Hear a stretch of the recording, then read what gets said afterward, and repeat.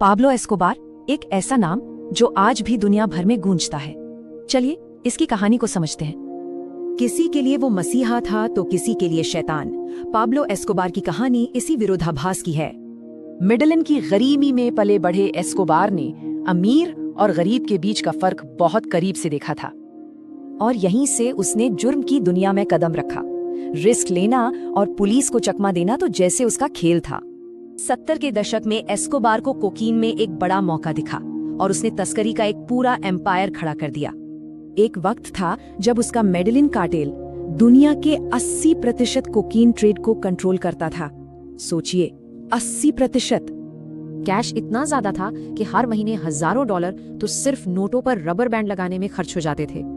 Escobar जानता था कि जनता का सपोर्ट कितना जरूरी है, इसलिए उसने अपनी दौलत से गरीबों का दिल जीता। जिन लोगों को सरकार ने भुला दिया था उनके लिए वो क्रिमिनल नहीं बल्कि एक मसीहा था। लेकिन इस दरियादिली के पीछे एक खौफनाक धमकी भी थी, प्लाटा ओ प्लोमो, यानी या तो रिश्वत लो या गोली खाओ। और पावर और प्रोटेक्शन के लिए एस्कोबार पॉलिटिक्स में भी उतरा। कोलंबियाई कांग्रेस में एक सीट हासिल की, लेकिन उसका क्रिमिनल रिकॉर्ड सबके सामने आ गया। कांग्रेस से निकाले जाने के बाद सब कुछ बदल गया। इस बेइज्जती से बौखलाकर एस्कोबार ने सीधे कोलंबियाई सरकार के खिलाफ ही जंग छेड़ दी। ये जंग थी नार्को टेररिज्म की।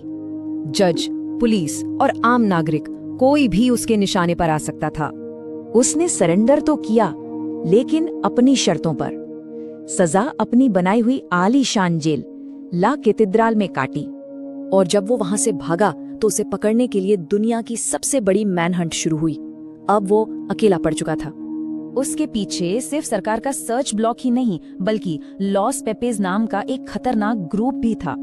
2 दिसंबर 1993 अपने 44वें जन्मदिन के ठीक अगले दिन एक फोन कॉल ने उसका पता बता दिया और दुनिया के सबसे बड़े ड्रग लॉर्ड का अंत हुआ मेडेलिन की एक आम सी छत पर। उसकी मौत पर देश बट गया। कुछ लोग जश्न मना रहे थे तो कुछ लोग अपने रॉबिन हुड के लिए मातम। एस्कोबार तो चला गया, लेकिन पीछे छोड़ गया हिंसा, भ्रष्टाचार और ऐसे जख्म जो आज भी हरे हैं। उसकी कहानी एक सबक है, डर और खून खराबे पर बनी सल्तनत ज्यादा दिन नहीं टिकती। लेकिन दशकों बाद भी पाब्लो एस्कोबार का मिथक क्यों जिंदा है, ये एक बड़ा सवाल है।